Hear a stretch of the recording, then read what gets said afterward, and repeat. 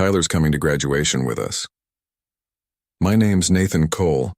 I'm 47, been a financial advisor in Charlotte for 23 years. Built a solid practice helping families plan for their futures. Never thought I'd need to plan for my own wife stabbing me in the back. Lindsay said it like she was announcing dinner plans, standing in our kitchen, coffee mug in hand, not even looking at me. Just threw it out there like it was the most natural thing in the world. Tyler, I repeated, your personal trainer. He's become a good friend to our family. Our family. The words hit wrong. Real wrong. I'd been watching things shift for months, little changes that added up to something bigger. Lindsay started working out 5 times a week instead of 3. New clothes appeared in her closet. Expensive stuff I didn't remember her buying.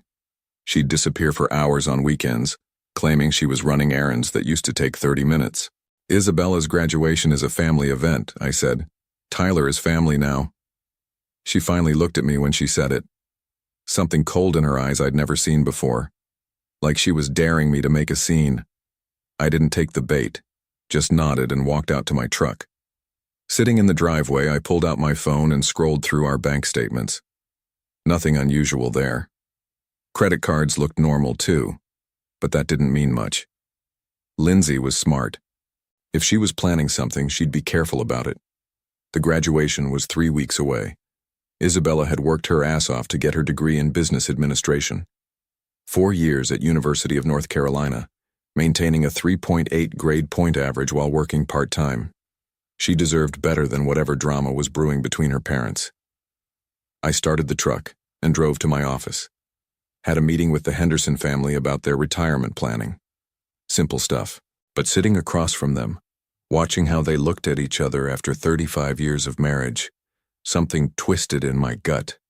They trusted each other completely, finished each other's sentences, made decisions together.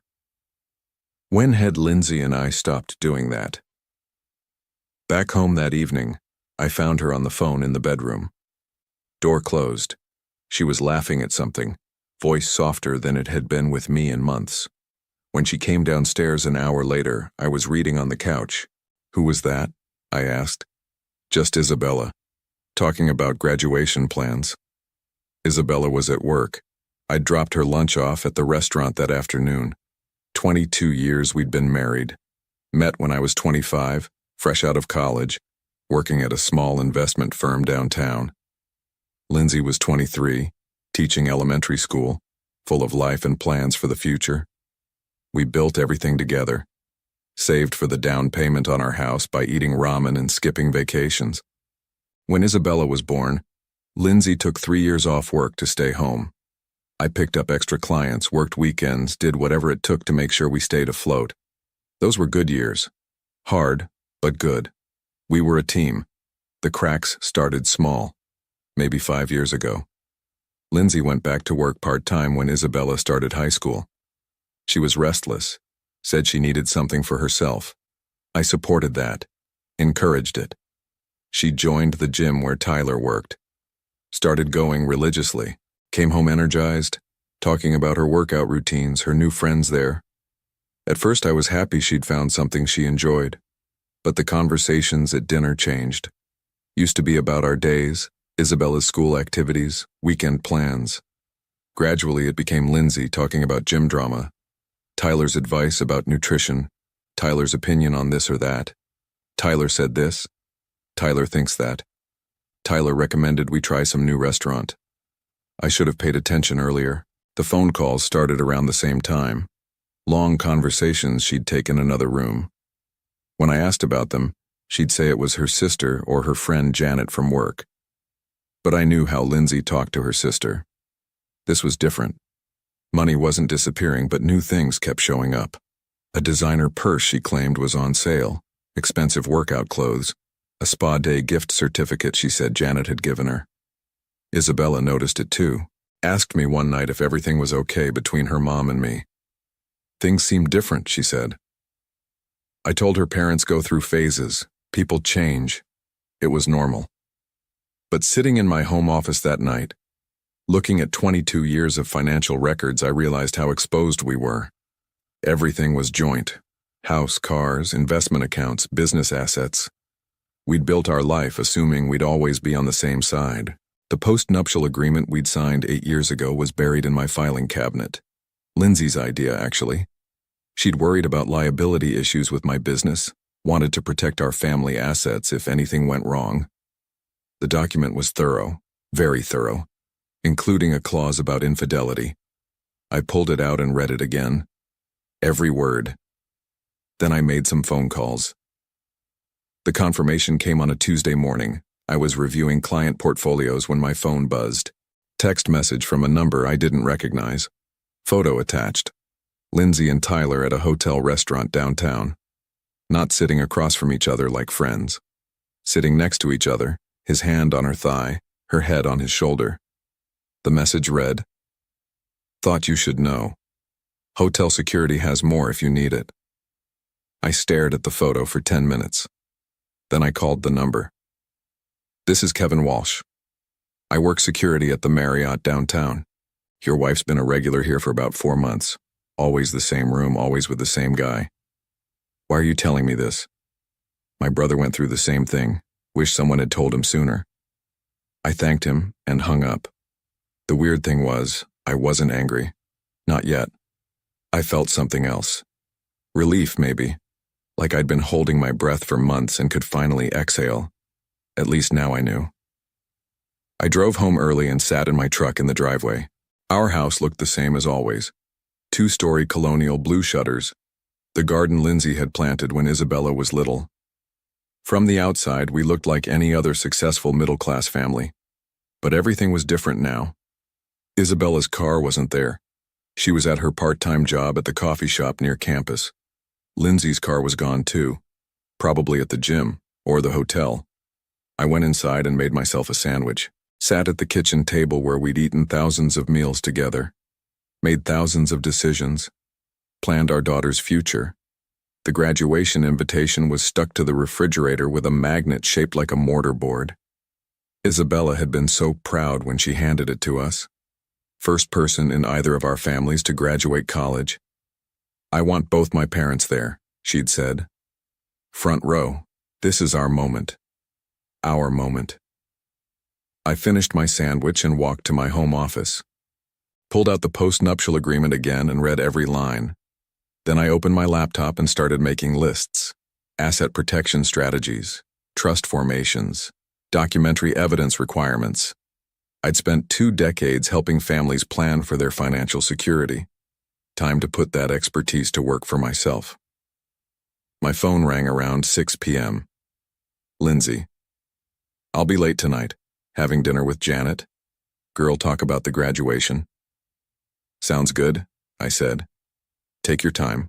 After I hung up, I called my attorney, then my accountant, then a private investigator whose business card had been sitting in my desk drawer for 3 years. The graduation was 17 days away. I had work to do.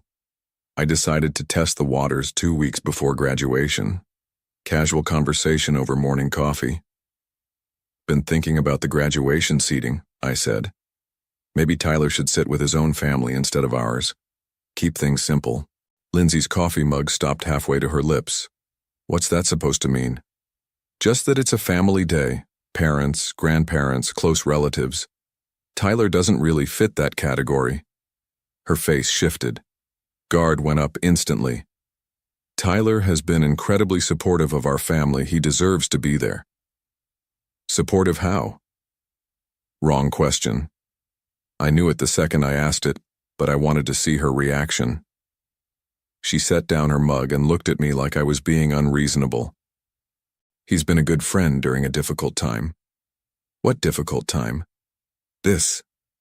She gestured between us. "Us. The way things have been lately." So now it was my fault. The distance, the secrets, the late nights. I was the problem. "I haven't noticed any particular difficulties," I said. "That's exactly the problem, Nathan. You don't notice anything anymore." She stood up and started clearing the table with sharp, angry movements. "You're always working, always focused on your clients and their problems. When's the last time you asked how I'm doing?" "Really asked?" I wanted to point out that I'd asked just last week when she came home from one of her long errands looking upset. She'd brushed me off, said it was nothing, but I kept quiet, let her talk. Tyler listens. He cares about what I'm going through. He makes me feel like I matter. There it was. The justification, the way she was rewriting our history to make herself the victim and him the hero. So he's coming to graduation, I said. Yes. And if that bothers you, maybe you should think about why. She grabbed her purse and headed for the door. I'm going to the gym. Don't wait up tonight. Tyler and I are grabbing dinner after my session. The door slammed behind her. I sat at the kitchen table for another hour, drinking coffee and thinking. Then I called Kevin Walsh at the hotel. I need copies of everything you have, I said. Hotel records, security footage, credit card receipts, all of it.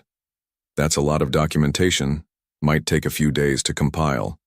Money's not an issue. I need it thorough and I need it legal, admissible in court if necessary.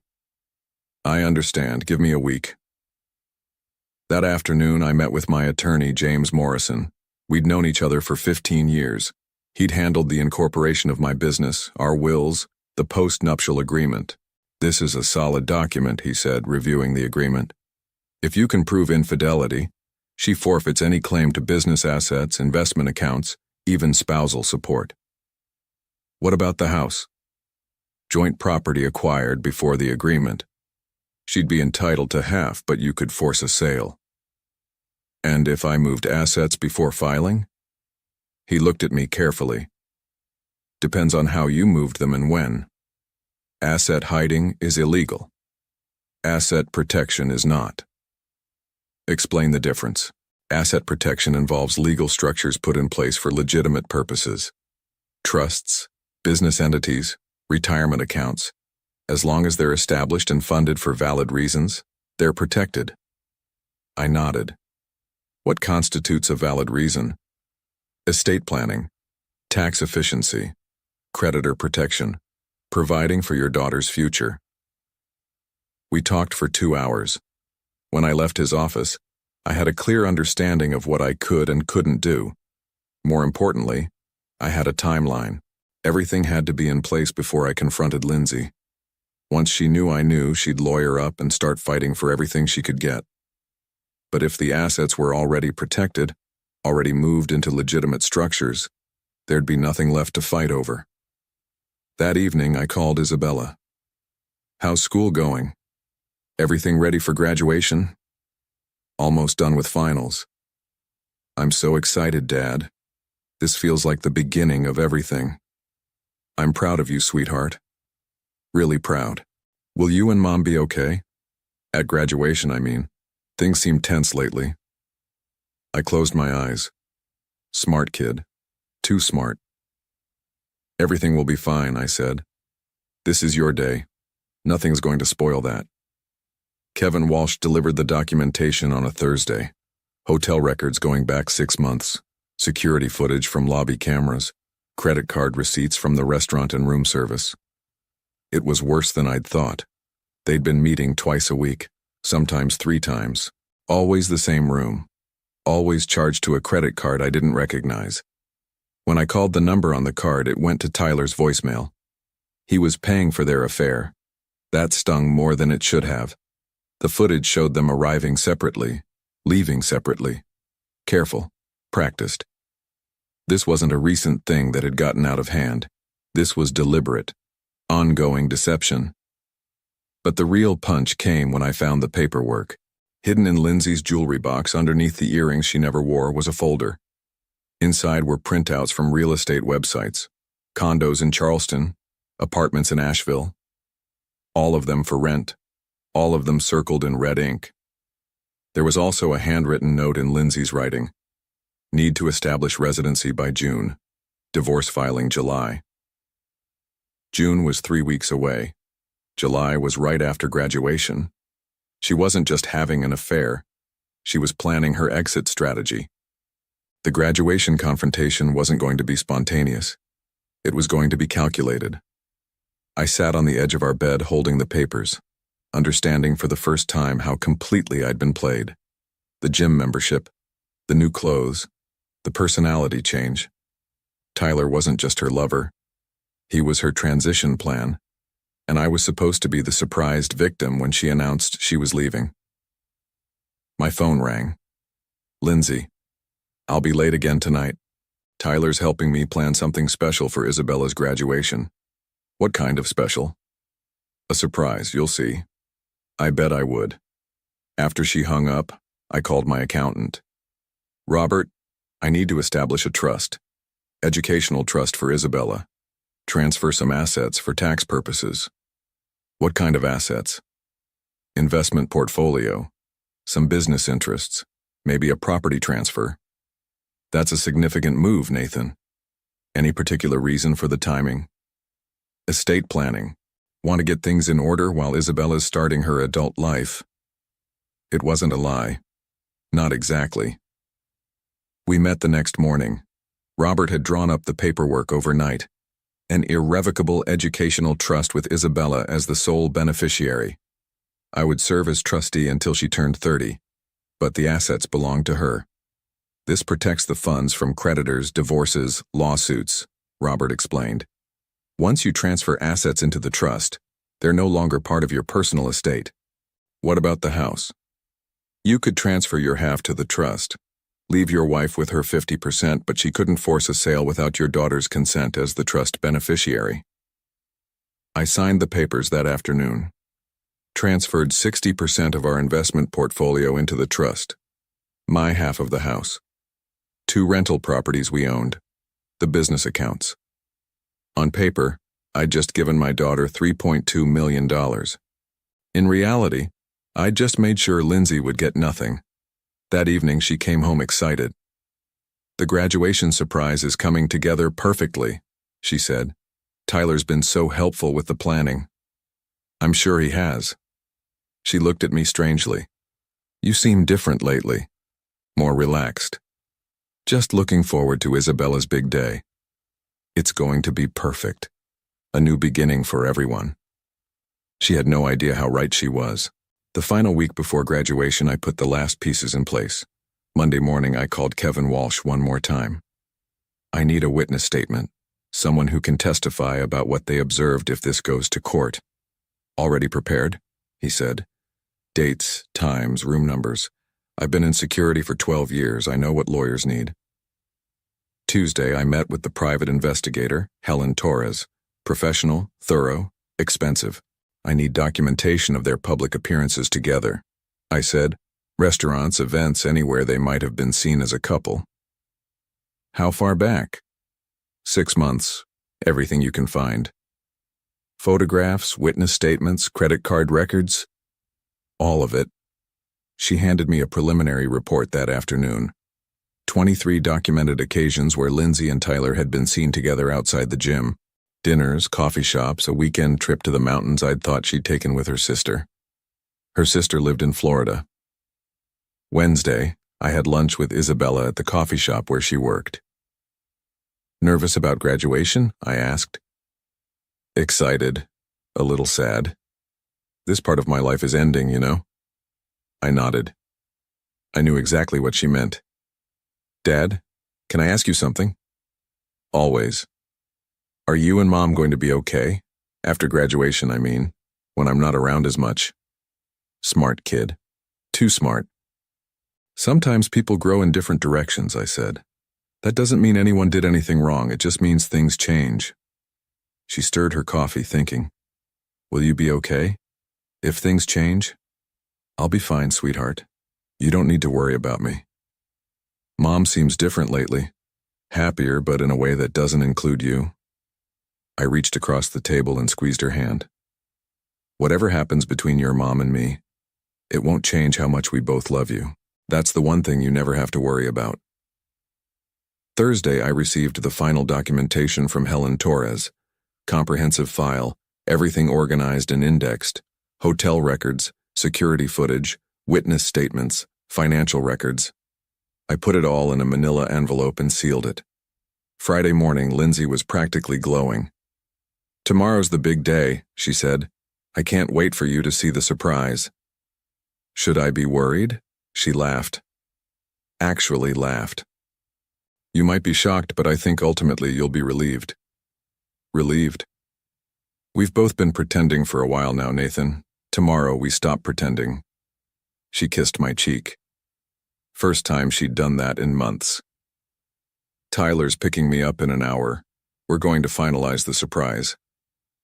After she left, I walked through our house one more time. 20 years of memories in every room. Isabella's baby photos on the mantel. Family vacations documented in frames along the hallway.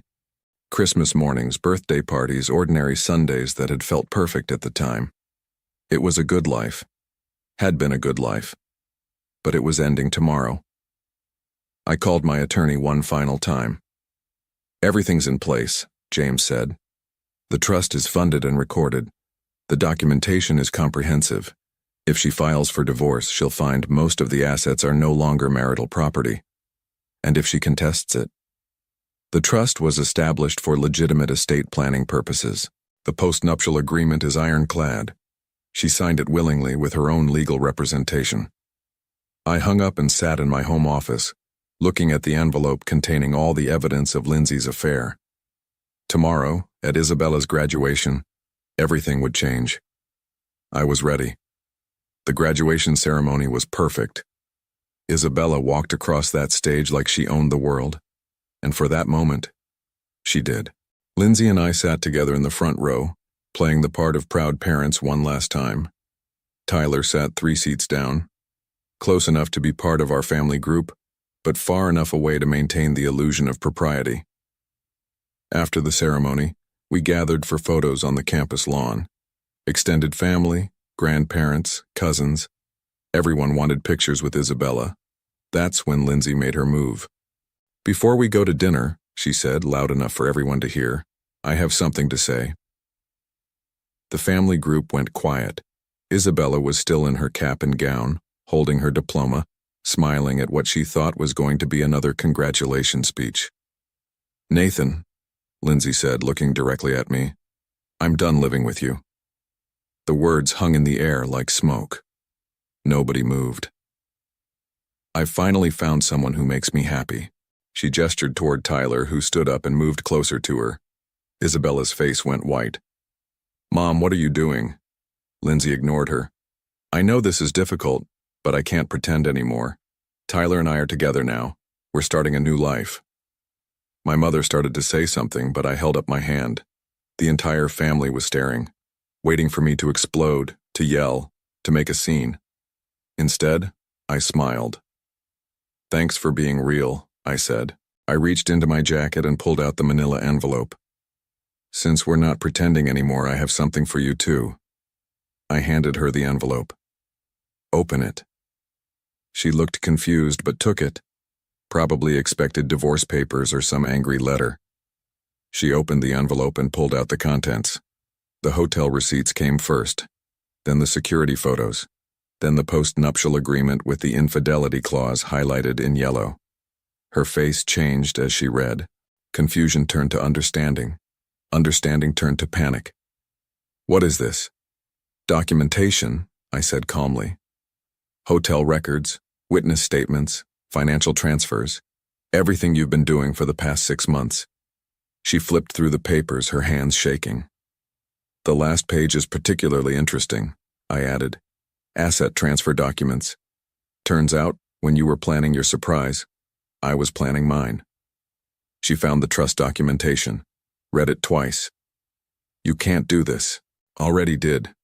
Everything's in Isabella's name now, the investments, the rental properties, my half of the house. It's all protected. Tyler stepped forward. What does this mean? I looked at him for the first time that day. It means the woman you're starting a new life with just lost access to $3.2 million. Lindsay consulted 3 different attorneys over the next 2 weeks. They all told her the same thing. The post-nuptial agreement was valid, the asset transfers were legal, and she had no grounds for contesting either. She kept the house, her car, and her teacher's pension. Tyler disappeared the day after her first attorney meeting. Isabella and I had dinner the following month at her favorite restaurant. Are you angry at Mom? She asked. No, I said, and meant it. Disappointed, but not angry. Are you angry at yourself? That was a harder question. Maybe. For not seeing it sooner. For letting it go on as long as it did. Do you think you'll date again? Someday. When I'm ready. She reached across the table and squeezed my hand. I'm proud of you, Dad. For how you handled everything. You could have made it ugly. Your graduation day belonged to you, not to our problems. Still, you kept your dignity. That matters. 6 months later, I moved into a smaller house across town, kept my business, my clients, my routine. Lindsay moved to Charleston with a different personal trainer she met at a yoga studio. Isabella started graduate school in the fall. The trust fund I'd established paid for everything and would continue to provide for her long after I was gone. Sometimes I'd drive past our old house. The new owners painted it yellow and put in a swimming pool. It looks happy. I don't miss the deception or the careful pretending. I don't miss walking on eggshells or wondering what Lindsay was really doing when she said she was running errands. I miss the family we used to be before the lies took over. But that family was gone long before graduation day. Some endings aren't tragedies. Sometimes they're just the truth finally catching up.